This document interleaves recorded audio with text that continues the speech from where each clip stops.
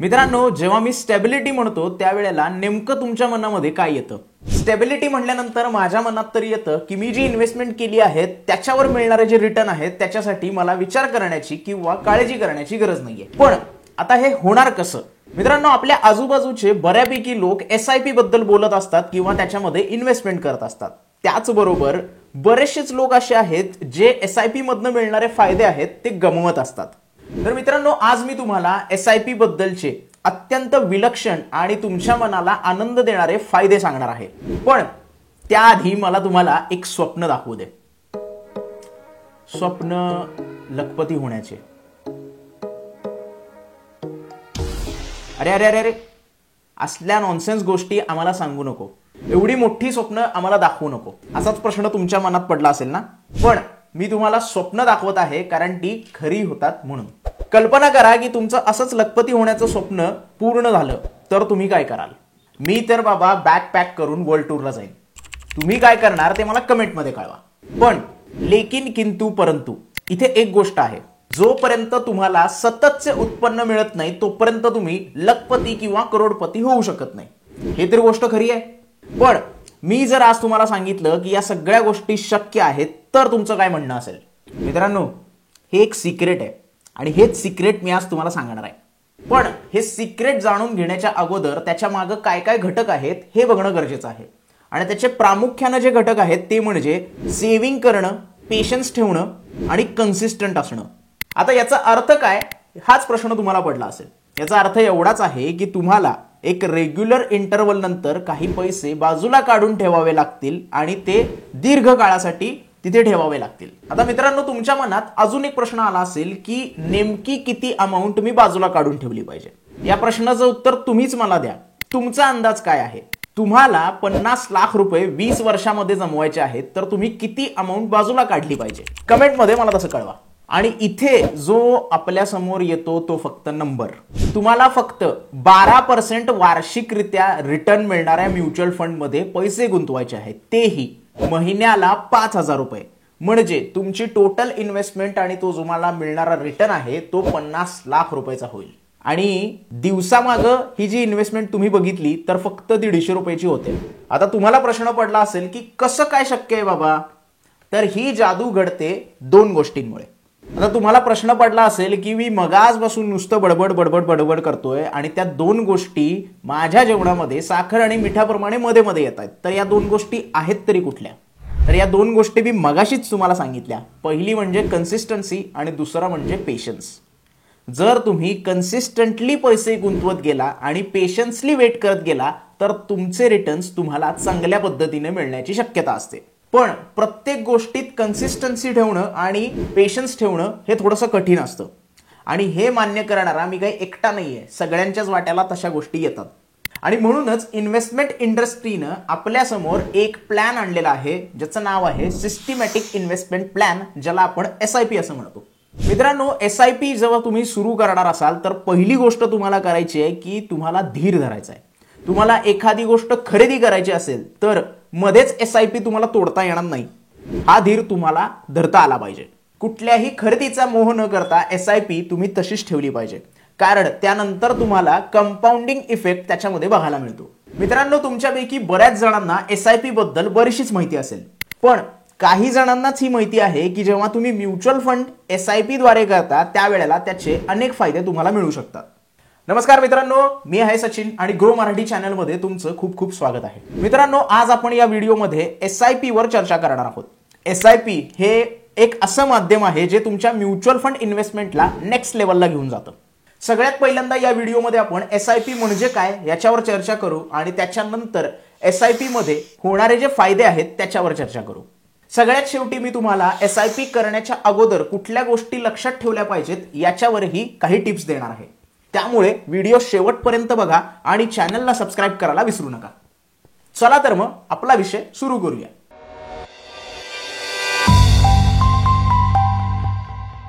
मित्रांनो, SIP चा फुल form आहे सिस्टमॅटिक इन्व्हेस्टमेंट प्लॅन. ज्या प्रकारे तुम्ही आतापर्यंत आमचे व्हिडिओ बघत आलेला आहात त्या व्हिडिओमध्ये जसं सोपं करून सगळ्या गोष्टी मी तुम्हाला सांगितलेल्या आहेत त्याचप्रमाणे या व्हिडिओमध्ये ही सगळ्या गोष्टी सोप्या करून सांगण्यात येतील. जर व्हिडिओ पूर्ण झाल्यानंतरही तुम्हाला काही शंका असतील तर कमेंट बॉक्समध्ये तुम्ही त्या शंका विचारू शकता. तर म्युच्युअल फंडमध्ये इन्व्हेस्टमेंट करण्याचे दोन मार्ग असतात. एक असतो की लमसम इन्व्हेस्टमेंट, आपल्याकडे एखादी मोठी अमाऊंट येते आणि आपण ती सगळीच्या सगळी म्युच्युअल फंडमध्ये इन्व्हेस्ट करतो. आणि दुसरा आणि लोकप्रिय पर्याय म्हणजे SIP म्हणजेच सिस्टमॅटिक इन्व्हेस्टमेंट प्लॅन हा आहे. आता हा मार्ग लोक का निवडतात आणि इतका जास्त लोकप्रिय तो का होतोय, याचं कारण एकच आहे की शिस्तबद्ध पद्धतीने तिथे इन्व्हेस्टमेंट होते. पण ही संकल्पना म्युच्युअल फंडाच्या पलीकडे जाऊन पण राबवली जाऊ शकते. म्हणजे स्टॉकमध्ये पण SIP करता येते आजकाल, किंवा तुम्हाला जर ETF किंवा इतर कुठल्या ऍसेट क्लासमध्ये SIP करायची असेल तर तोही पर्याय आपल्याकडे अवेलेबल आहे. पण आजच्या व्हिडिओमध्ये आपण म्युच्युअल फंड SIP याच्यावरच लक्ष केंद्रित ठेवूया. सपोज करा की तुम्ही आणि तुमचे कुटुंबीय वेकेशनसाठी कुठेतरी फिरायला जाणार आहात आणि जर तुम्हाला तुमच्या कुटुंबाचं कॅल्क्युलेशन करायचं असेल खर्चाचं, तर तुम्ही अंदाज काढलाय की 1 लाख रुपये तुम्हाला खर्च येणार आहे. तर मित्रांनो, आता या तुमच्या ड्रीम वेकेशनसाठी तुमच्या कुटुंबाबरोबर जायचं असेल तर तुमच्याकडे इन्व्हेस्टमेंटचे कुठले पर्याय आहेत?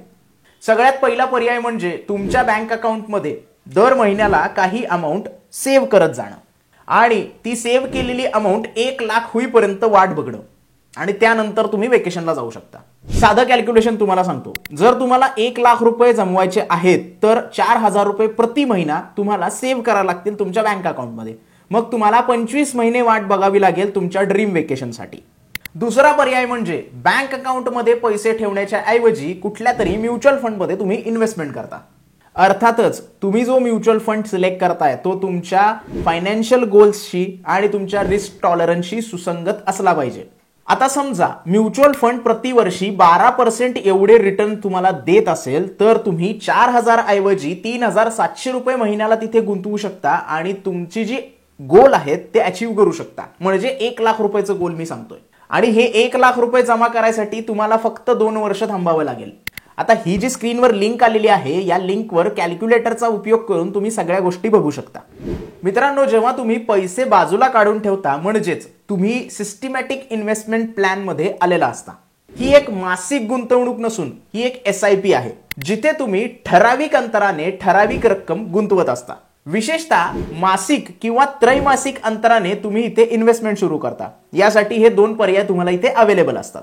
SIP ज्या वेळेला तुम्ही सुरू करता त्यावेळेला तुमच्याकडे हा ऑप्शन असतो की बँक अकाउंट मधून डायरेक्टली SIP साठी पैसे कट झाले पाहिजेत. तो पर्याय तुम्ही SIP सुरू करतानाच निवडू शकता. ज्या वेळेला तुम्ही कुठल्या तरी म्युच्युअल फंडमध्ये SIP सुरू करता त्यावेळेला त्या म्युच्युअल फंडचे युनिट जे असतात ते प्रत्येक महिन्याला तुम्हाला मिळत जातात. याऐवजी ऑटोमॅटिक सिस्टीम तुम्ही जर घेतली नाही तर मॅन्युअलीही देखील म्युच्युअल फंडचे युनिट्स तुम्ही बाय करू शकता. आता या दोन्हीपैकी कोणता पर्याय चांगला आहे याच्यावर आपण पुढे बोलूच, पण त्याआधी SIP चे बेनिफिट्स काय आहेत ते समजावून घेऊया. आय होप की आतापर्यंत SIP म्हणजे काय हे समजावून सांगण्यात मी यशस्वी झालेलो आहे. आणि जर तुम्हाला असं वाटतंय की तुम्हाला अजूनही SIP म्हणजे काय हे कळालं नाही तर व्हिडिओ शेवटपर्यंत बघा, कारण मी अजून काही गोष्टी SIP बद्दल तुम्हाला सांगणार आहे. त्याचबरोबर SIP घेण्याचे 5 फायदे देखील मी तुम्हाला आता सांगणार आहे. मित्रांनो, सगळ्यात पहिलं बेनिफिट आहे कन्सिस्टन्सी इन इन्व्हेस्टिंग. मित्रांनो, बहुतेक इन्व्हेस्टर हे इन्व्हेस्टमेंट करायला यशस्वी का होत नाहीत याचं कारण तुम्हाला माहिती आहे का? तसं बघायला गेलं तर भरपूर कारणं आहेत की इन्व्हेस्टमेंट आपली सक्सेसफुल होत नाही किंवा काही लोक सक्सेसफुल इन्व्हेस्टर होत नाहीत याची. पण जर सगळ्यात टॉप लेवलला कुठलं कारण असेल तर ते आहे कन्सिस्टन्सी. एखाद्या इन्व्हेस्टरकडे जेव्हा पैसे असतील तेव्हा तो गुंतवणूक करत असेल आणि ज्या वेळेला पैसे नसतील त्यावेळेला तो गुंतवणूक करत नसेल, याला इनकन्सिस्टन्सी असं म्हणतात. आणि जर हाच दृष्टिकोन आणि हीच मानसिकता घेऊन आपण इन्व्हेस्टमेंट करणार असू तर आपण कधीही यशस्वी इन्व्हेस्टर होऊ शकत नाही. त्याच्यानंतर डिसिप्लिनचा अभाव ही एक खरी समस्या आहे आणि तुम्हाला जर याच्यावर मात करायची असेल तर SIP हा एक चांगला पर्याय तुमच्या समोर असतो. कारण SIP ज्या वेळेला तुम्ही चालू करता त्यावेळेला तुमच्या इन्व्हेस्टमेंटच्या प्रवासामध्ये सातत्य येतं, कन्सिस्टन्सी येते. SIP ज्या वेळेला तुम्ही सुरू करता त्यावेळेला महिन्याला एक ठराविक रक्कम तुम्ही इन्व्हेस्ट करत असता, जे तुम्हाला ट्रॅकवर राहण्यासाठी मदत करत असते. मित्रांनो, तुम्हाला अजून एक सिक्रेट सांगतो ज्याच्यामुळे तुमच्या इतर ज्या इच्छा आहेत त्या तुमच्या इन्व्हेस्टमेंटच्या मध्ये येणार नाहीत. सगळ्यात पहिले काय करायचं, SIP जेव्हा तुम्ही सुरू करताय त्यावेळेला बँक मॅन्डेट करून घ्यायचं. आता बँक मॅन्डेट केल्यानंतर काय होतं की ऑटोमॅटिकली तुमच्या बँकेतून SIP साठी पैसे कट केले जातात आणि तुम्ही ज्या म्युच्युअल फंडचे युनिट्स आधी मॅन्युअली बाय करत होता, ज्याच्यामुळे तुम्हाला प्रॉब्लेम होत होता, तो होणार नाही.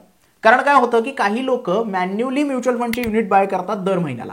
मग काही वेळेला जेव्हा इतर काही गोष्टी करायच्या असतात त्यावेळेला ते युनिट्स बाय केले जात नाहीत किंवा काही महिने वगळले जातात. अशा वेळेला इनकन्सिस्टन्सी होते तुमच्या SIP मध्ये. म्हणून बँक मॅन्डेट जेव्हा तुम्ही करता त्यावेळेला तुम्ही बँकेला एक प्रकारे आदेश देता की या पर्टिक्युलर डेटला तुमचे एवढे पर्टिक्युलर पैसे म्युच्युअल फंडसाठी कट झाले पाहिजेत. मग काय होईल की समजा तुम्ही सांगितलंय की 3 तारखेला सम अमाऊंट माझ्या अकाउंटमधनं घ्या आणि त्यानंतर जे म्युच्युअल फंडचे युनिट्स त्या अमाऊंटमध्ये बाय होतील तेवढे बाय करा. अशा प्रकारे तुमच्या इन्व्हेस्टमेंटमध्ये एक सातत्य येईल, एक कन्सिस्टन्सी येईल आणि कुठलाही महिना वगळला जाणार नाही. आणि अशा प्रकारे बँकमधून डायरेक्ट जर पैसे कट होत असतील तर इतर खर्च करण्याचा मोही तुमचा आवरला जाईल. Let me tell you cherry on the top. हे सगळं सोपं कसं करायचं? ज्या दिवशी तुमचा पगार जमा होतोय, ज्या बँकेमध्ये तुमचा पगार जमा होतोय त्या बँकेचा बँक मॅन्डेट तुम्ही देऊ शकता. म्हणजे ज्या दिवशी पगार जमा होईल त्याच्या दुसऱ्या दिवशीची तारीख तुम्ही SIP मॅन्डेटसाठी देऊ शकता. जर समजा तुमचा पगार 1 तारखेला क्रेडिट होत असेल तर तुम्ही 2 तारीख देऊ शकता किंवा तुमचे सगळे जे SIPचे कटिंग्स आहेत ते 10 तारखेपर्यंत पूर्ण झाले पाहिजेत असा मॅन्डेट देऊ शकता. जर तुम्ही ही गोष्ट केली तर तुम्ही तुमच्या इन्व्हेस्टमेंटसाठी समाधानी असाल. मित्रांनो, आता मी ज्या सगळ्या गोष्टी सांगितल्या त्या गोष्टी तुमच्या SIP मध्ये डिसिप्लिन लावू शकतात आणि कन्सिस्टन्सी आणू शकतात असं तुम्हाला जर वाटत असेल तर तसं मला कमेंटमध्ये कळवा. मित्रांनो, SIPचा आणखी एक शक्तिशाली फायदा म्हणजे rupee cost averaging. I know it is mouthful. तुम्ही ठराविक कालावधीनंतर इन्व्हेस्टमेंट करायचं ठरवलेलं आहे. आपण म्हणूया की महिन्याला तुम्ही एक ठराविक रकमेची SIP सुरू केलेली आहे. मग इथे काय होतं, ज्या वेळेला प्राइस कमी असते त्यावेळेला तुमचे युनिट्स बाय होतात आणि ज्या वेळेला प्राइस जास्त असते त्यावेळेलाही तुमचे युनिट्स बाय होऊन जातात.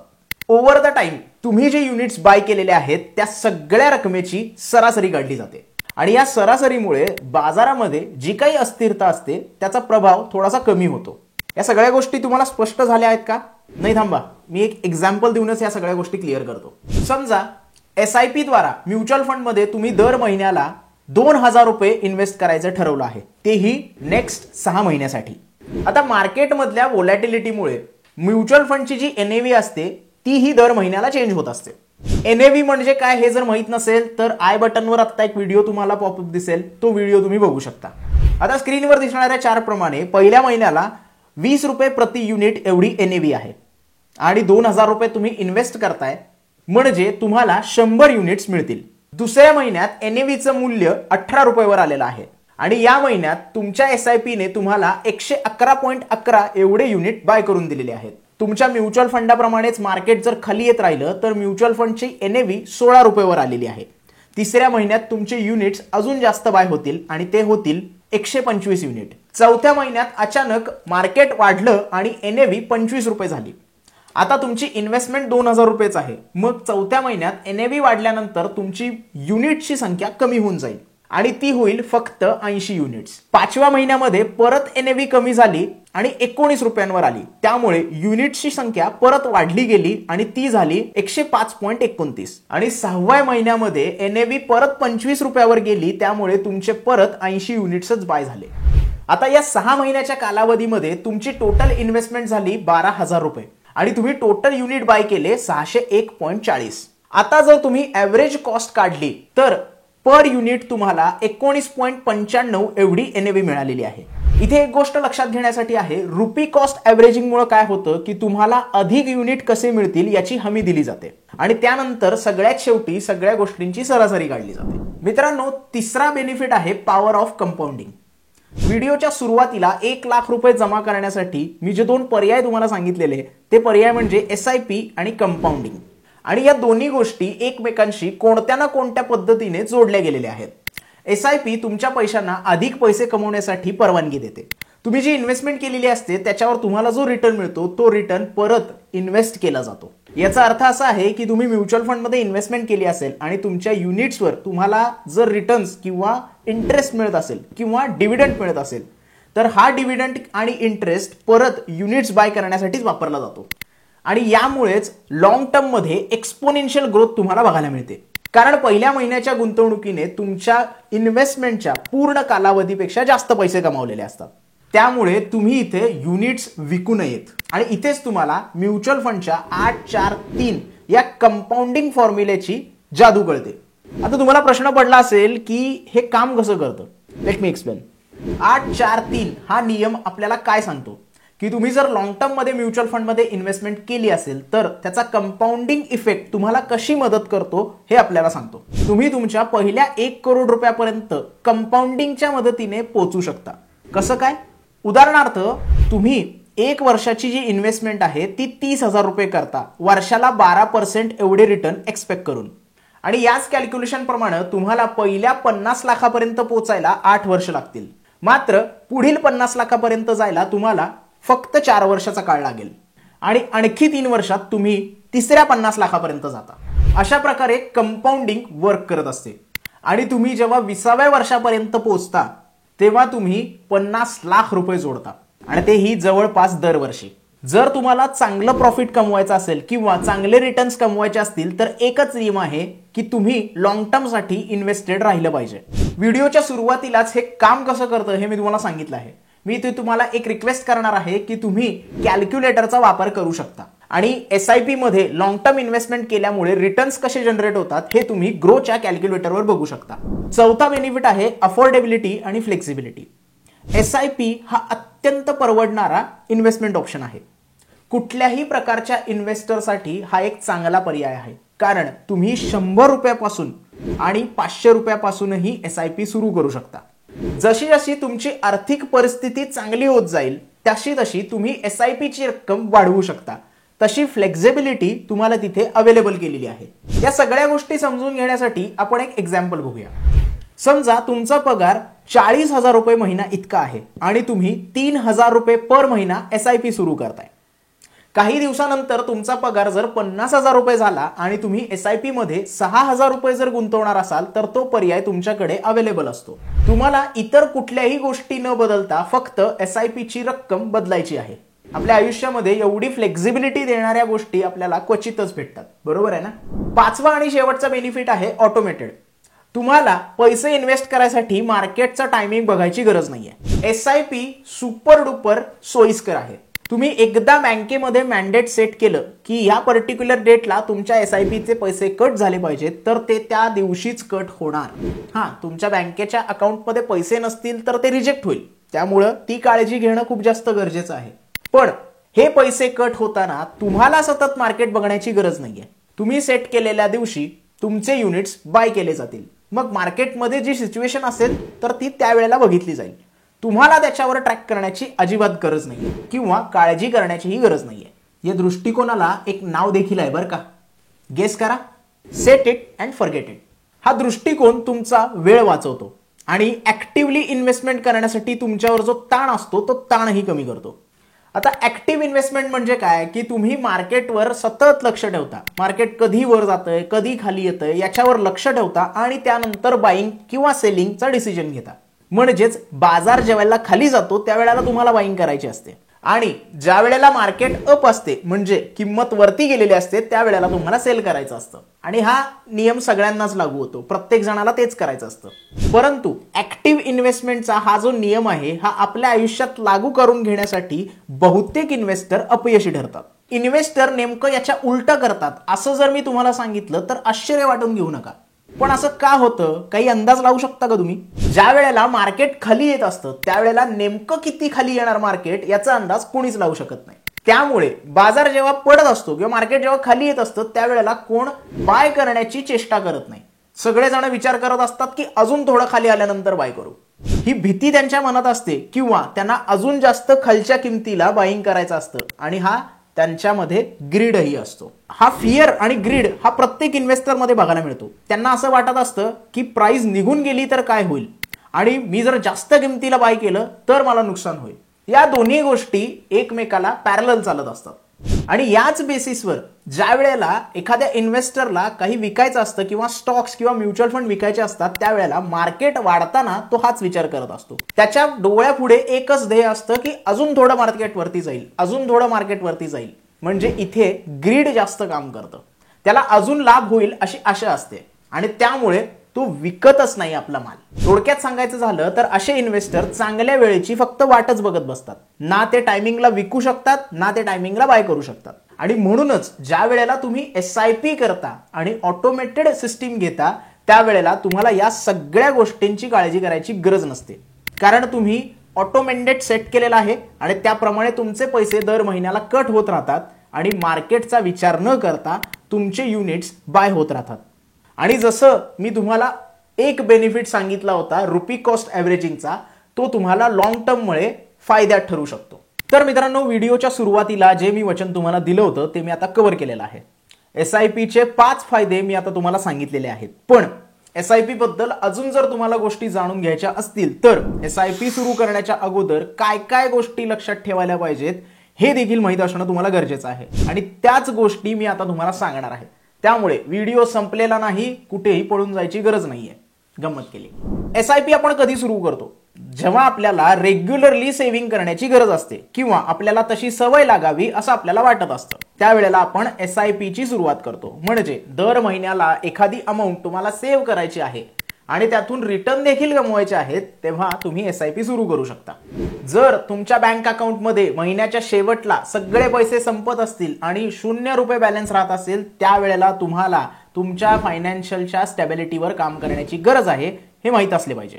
कसं आहे, प्रत्येक जण काहीतरी वाचवूच शकतो, किमान 500 रुपये तरी वाचवूच शकतो आणि त्याची SIP सुरू करू शकतो. त्यामुळे जर तुम्हाला रेग्युलरली सेव्हिंगची सवय लावायची असेल तर SIP तुम्ही सुरू करायलाच पाहिजे. दुसरं आहे क्रिस्टल क्लिअर गोल्स. जर तुम्हाला तुमचे फायनान्शियल गोल्स ठरवायचे असतील तर ते तुम्ही SIP सुरू करण्याच्या अगोदर ठरवले पाहिजेत. तुम्ही रिटायरमेंटसाठी प्लॅनिंग करत आहात का? तुम्ही तुमच्या नवीन घराचं प्लॅनिंग करत आहात का? तुम्ही तुमच्या मुलाच्या शिक्षणासाठीचं प्लॅनिंग करत आहात का? हे प्रश्न तुम्ही स्वतःला SIP सुरू करण्याच्या अगोदर विचारले पाहिजेत. आणि त्या दृष्टिकोनातनं कुठली SIP चांगली आहे, त्याच्यासाठी कालावधी किती असला पाहिजे हे ठरवण्यास तुम्हाला मग मदत होईल.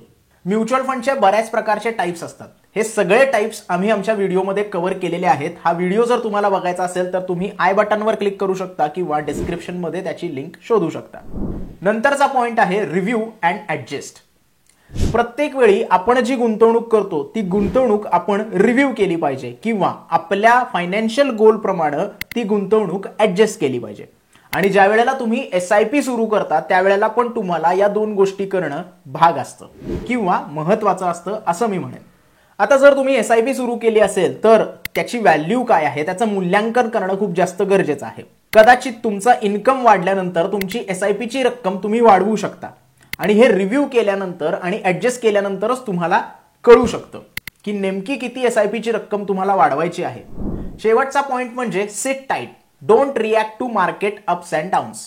तुमची इन्व्हेस्टमेंट तुम्हाला सारखी वोलाटाईल दिसू शकते. मार्केट जसं वर जाईल तशी तुमची इन्व्हेस्टमेंट वाढलेली दिसू शकते आणि मार्केट खाली आल्यानंतर इन्व्हेस्टमेंट कमी झालेली दिसू शकते.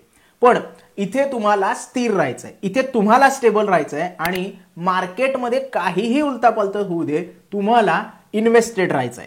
शॉर्ट टर्म मध्ये मार्केटमध्ये व्होलॅटिलिटी आहे, मार्केटमध्ये अस्थिरता आहे, म्हणून निर्णय घेण्याचं टाळायचं आहे. आणि प्रत्येक वेळी SIP सुरू करताना लॉंग टर्मचा जर तुम्ही विचार केला तर तुम्हाला त्याचे रिटर्न्स चांगल्या पद्धतीने मिळू शकतात. तुम्हाला तुमचे फायनान्शियल गोल्स जर पूर्ण करायचे असतील तर नेहमी लॉंग टर्म मध्ये इन्व्हेस्टेड राहा. मित्रांनो, म्युच्युअल फंड मध्ये जर तुम्ही SIP सुरू केली तर भरपूर फायदे तुम्हाला मिळू शकतात. तुमचे फायनान्शियल जीवन जे आहे ते बदलू शकतं जर तुम्ही या गोष्टीचा विचार केला तर.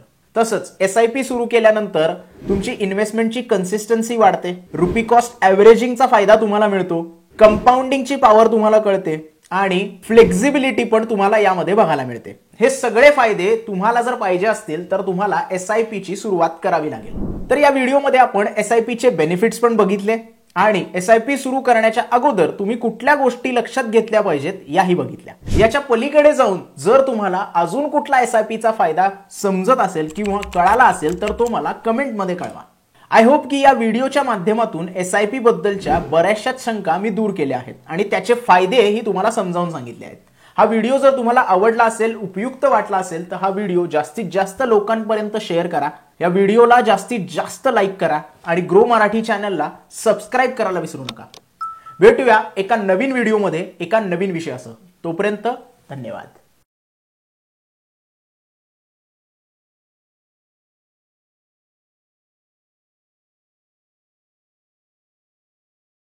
Investment in securities market are subject to market risks. Read all the related documents carefully before investing. Please read the risk disclosure documents carefully before investing in equity shares, derivatives, mutual fund, and or other instruments traded on the stock exchanges.